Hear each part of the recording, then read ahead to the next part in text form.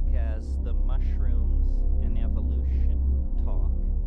And we will rove and scan over that subject, but it also it arborizes into many other areas of concern. It's not simply a revisioning of anthropology or primatology or evolution. It is all those things, but more importantly, it's a revisioning of those concerns that then carries a political and social implication for the moment and for how we all lead our lives. And it's basically a variation on the hero's journey. And I'm very indebted to a brilliant woman, anthropologist. I've never met her, but her book had a great influence on me, Missia Landau. She recently wrote a book called Narratives of Evolution, and she pointed out something that I think has needed to be pointed out for a long time, which is that science is simply campfire stories in another guise. And you'll see what I mean as I get into this, because I want to tell you a campfire story about a poor but humble primate who came from the fringes of the action, a minor member of the flora and fauna of this planet, who embarked on a long and arduous journey into time and had many adventures along the way and had many allies along the way and overcame great challenges to attain the gift difficult to come upon, the grail, if you will, or the self. I mean, all fans of Joseph Campbell are familiar with this metaphor of the hero's journey. And what's interesting is we actually have made that hero's journey. We are, all of us tonight, sons and daughters of the ancestral heroes who overcame drought, glaciation, disease, famine, earthquake, migration, you name it. They didn't drop the ball, and thanks to them, we're here tonight. And normally this is the beginnings of this great journey are completely cloaked in mystery. It's taught in orthodox anthropology courses. No one knows the factors which impelled human beings to leave the primate existence in the canopies of the great forests of Africa and to adopt new styles of life in the grasslands, new diets, trading in vegetarianism for being omnivores, trading in a life of fruitarian luxury for a life of hunting, struggle, migration, and natural selection in an extremely harsh environment. I believe that the reason that this seems so mysterious to straight primatologists and anthropologists is because they have been unwilling to look carefully at the role that plants played in this adventure, particularly the role that psychoactive plants may have played, and then, most appropriately for this gathering tonight, the role that certain species of psychoactive mushrooms must have played in this evolutionary adventure. And so tonight I would like to go through it with you in fairly close detail, because I haven't had that many original ideas in my life, and most of what I do is book reviews and regurgitation of other people's ideas. But this one, they handed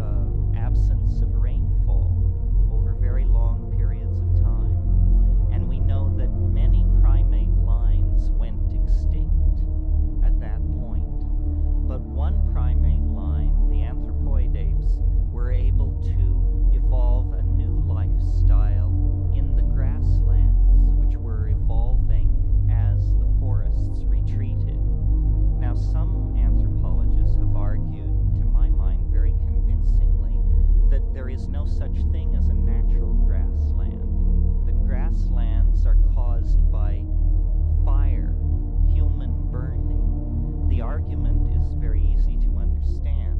It's that all the species of plants you find in the grasslands, you also find in the understory of the forests on the borders of the grasslands, but you don't find,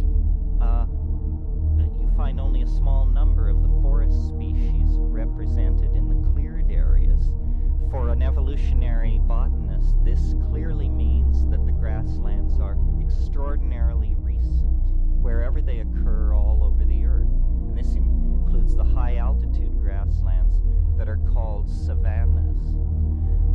I think that the missing link in evolution is probably food. Somebody once accused me of trying to recover the lost history of mankind, and I said, no, simply the lost menu of mankind. Well, what was that menu? And how did it impact upon us? First of all, before we discuss psilocybin mushrooms specifically, I'd like you to think about the ways in which we differ from other primates. We maximize what is called neoteny. Neoteny is this phenomenon in which juvenile characteristics are retained into adulthood. And this is a particularly effective strategy in any situation where you're up against a kind of evolutionary bump in the road or barrier of some sort. Many species show a tendency toward neoteny, but it's very strongly expressed in human beings. For example, our hairlessness. We are like infants. All primates are born pretty much hairless, but we retain this hairlessness throughout life. The ratio of our skull size to body size is an infantile ratio. Compared to other primates, we look like the juvenile form. We never lose that. The extreme length of human childhood and adolescence is a kind of strategy so that a lot of developmental goings-on can occur outside the womb. You probably know that a deer or a calf is able to stand within hours of being born. A human infant, this is something they struggle to acquire in the first 18 months of life. What was it that promoted this neoteny? What was it that promoted our upright gait? What was it that promoted our acquisition of language? This is critical, and I'll talk more about this later. Language is the great divide between us and other species. Where it exists at all as a tendency in other species, it exists as a very rudimentary, unschooled tendency. In us, it has become almost the raison d'etre of our being.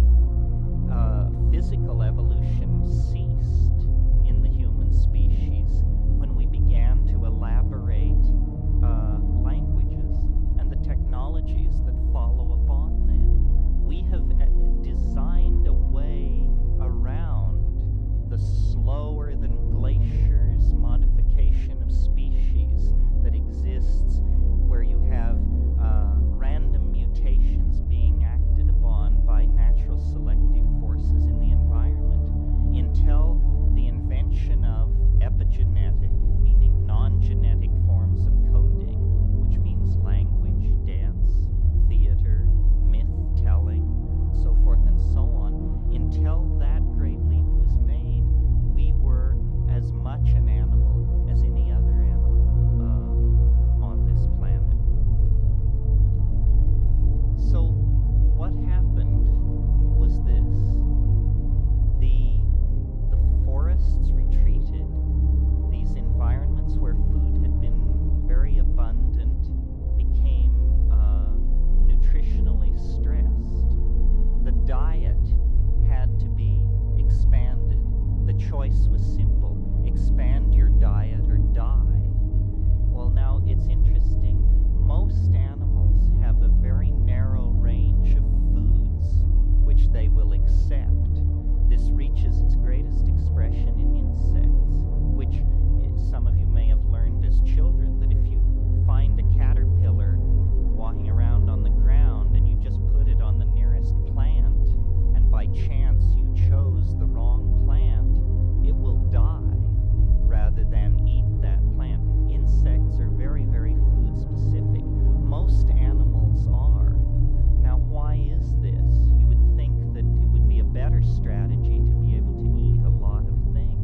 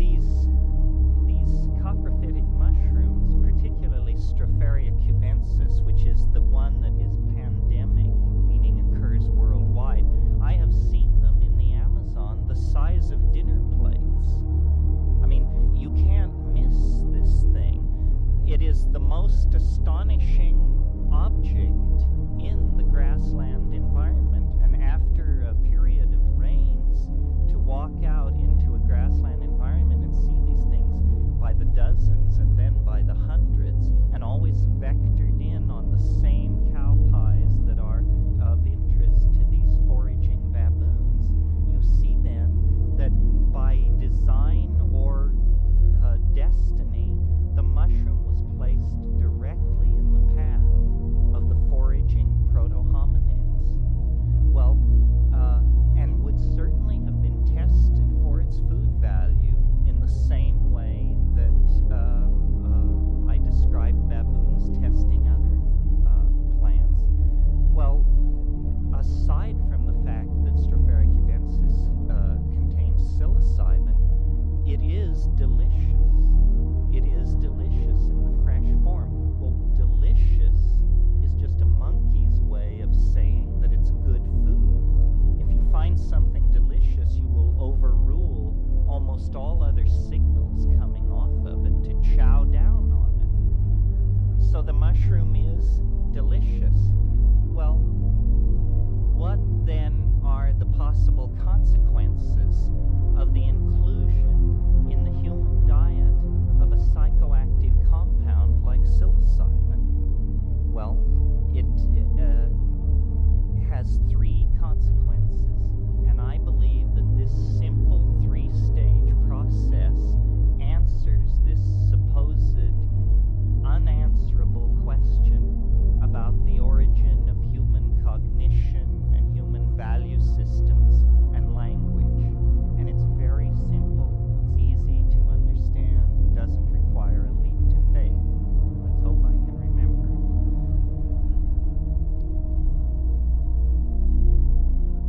The first consequence of allowing psilocybin into the diet of a foraging, hungry proto-hominid of that type is an increase in visual acuity.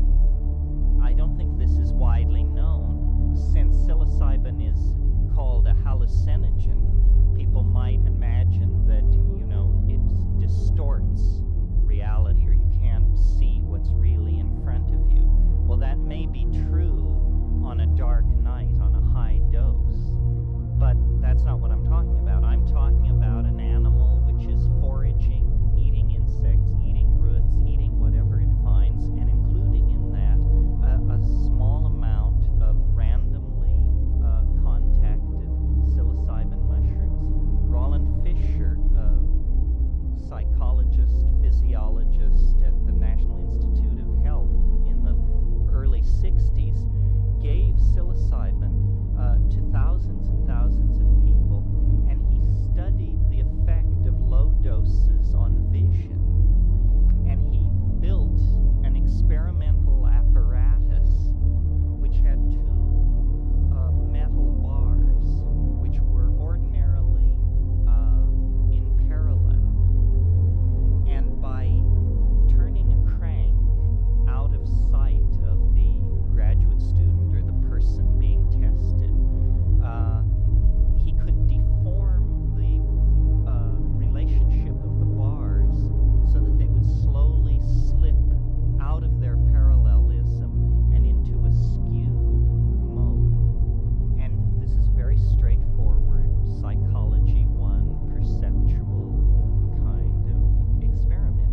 And he showed very conclusively with thousands of people that on small amounts of psilocybin, people could pick this up much more quickly. They were asked to push a buzzer when they thought that the two bars were no longer parallel.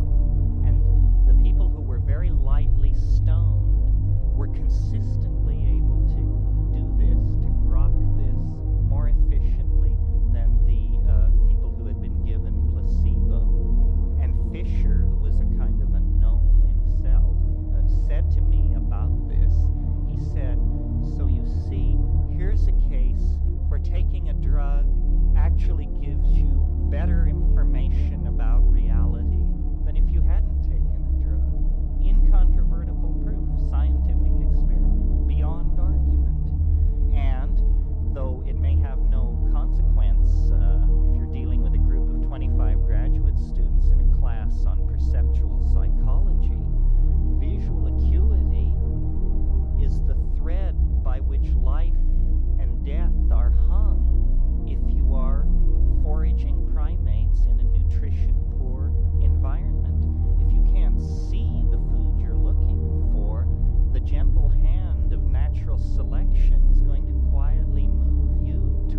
extinction. So, to give you an idea of the power of that chemical in that situation, think of it as chemical binoculars. It doesn't take, you don't have to be a rocket scientist to see that if you're handed a pair of chemical binoculars in a hunting situation, you're going to be a more effective hunter.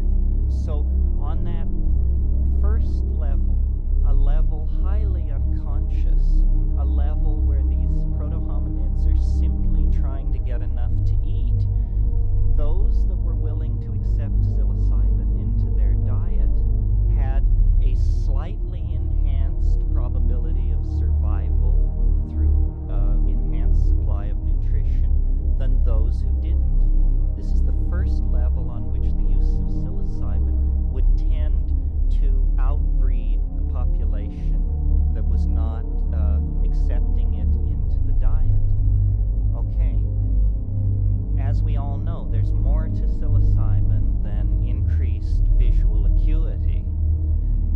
At slightly higher levels, still well below the level of an overt, mind-boggling psychedelic experience, psilocybin causes what's called CNS arousal, central nervous system stimulation. Horniness is another way of putting this, because what CNS arousal is a kind of restlessness, a kind of where's the action mentality, a kind of desire to go out and mix it up a little, and the ability to carry through on that in a fairly convincing style to your partner. In the dry parlance of primatology, we call this increased frequency of copulation. And increased frequency of copulation means increased frequency of impregnation. I don't see how you could have that without the first. I mean, oven basters aside. So, increased frequency of impregnation means more offspring are being born to the population which is accepting the psilocybin into its diet. And more offspring is the key to evolutionary success and to running your evolutionary competitors right off the road into the ditch. That's the key thing. He who out-reproduces his competitors, or she, of course, who out-reproduces competitors, is going to find itself the dominant species in a given environment. So there's a two-step process where the first step reinforces the second step. We have more successful hunting, more frequent sexual activity, more food for the offspring, and the offspring are being raised by parents who have already accepted the mushroom as an item of diet and will pass that habit on to their children. So I'm sure, as you can see, it's beginning to push in a certain direction. Well, so fine, mushroom eating increases the success of proto-hominids, but how does it account for the emergence of the higher functions of the human cerebral cortex? Language, dance, art, poetry, song, symbolic activity of all sorts. What's going on there? Well, it is simply that if we now advance from the slight dose, we've advanced now to the moderate dose. If we now go on and imagine that people enjoyed this arousal, this social ambiance that attended upon including this item in the diet, there surely would have been reckless souls among them who would have followed Dr. Leary's advice that when in doubt, double the dose, right? Well, when you double the dose, profound things happen which are not easily calculated from the previous state of mind, which was